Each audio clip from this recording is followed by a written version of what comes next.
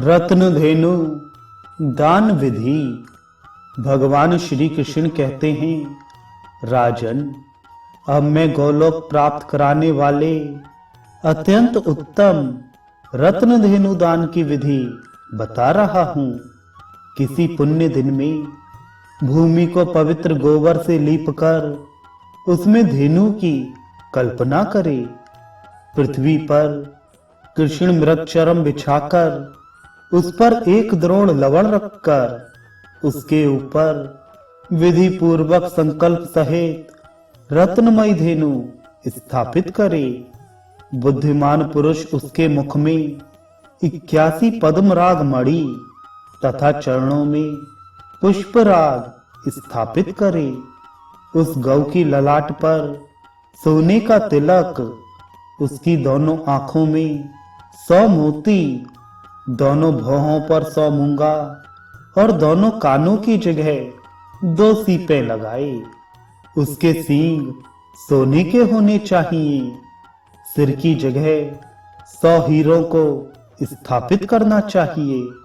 कंठ और नेत्र पलकों में 100 गोमेदक, पृष्ठभाग में 100 इंद्रनील, दोनों पार्श्व स्थानों में 100 वैदूर्य, उधर पर स्फटिक तथा कटी प्रदेश पर 100 सौगंधिक मणि रखना चाहिए। खुरों को स्वर्णमय, पूंछ को मुक्ता की लड़ियों से युक्त कर तथा दोनों नाकों की सूर्यकांत तथा चंद्रकांत मणियों से रचना कर कपूर और चंदन से चर्चित करे। रोमों को केसर और नाभि को चांदी से बनवाए। गुदा में 100 लाल मणियों को लगाना चाहिए। अन्य रत्नों को संधि भागों पर लगाना चाहिए। जीव को शक्कर से, गोबर को गुड़ से और गोमूत्र को घी से बनाना चाहिए। दही दूध प्रत्यक्ष ही रखे। पूंछ के अग्रभाग पर चमर तथा स्तनों के पास तांबे की दोहनी रखनी चाहिए। इसी प्रकार गौ के चतुर्थांश से बछड़ा बनाना चाहिए। इसके बाद धेनु को आमंत्रित करे।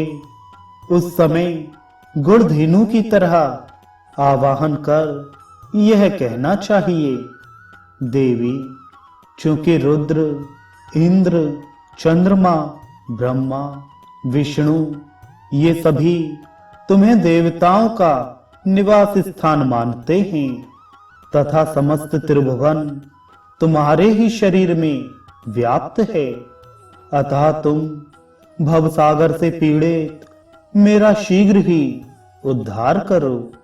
इस प्रकार आमंत्रित करने के बाद गौ की पूजा तथा परिक्रमा कर भक्ति पूर्वक साष्टांग प्रणाम करके उस रत्न धेनु का दान ब्राह्मण को दक्षिणा के साथ करे। अंत में क्षमा प्रार्थना करे। इस प्रकार संपूर्ण विधियों को जानने वाला जो पुरुष इस रत्न धेनु का दान करता है वह शिवलोक को प्राप्त करता है तथा पुनः बहुत समय के बाद इस पृथ्वी पर चक्रवर्ती राजा होता है और उसकी संपूर्ण कामनाएं पूर्ण हो जाती हैं।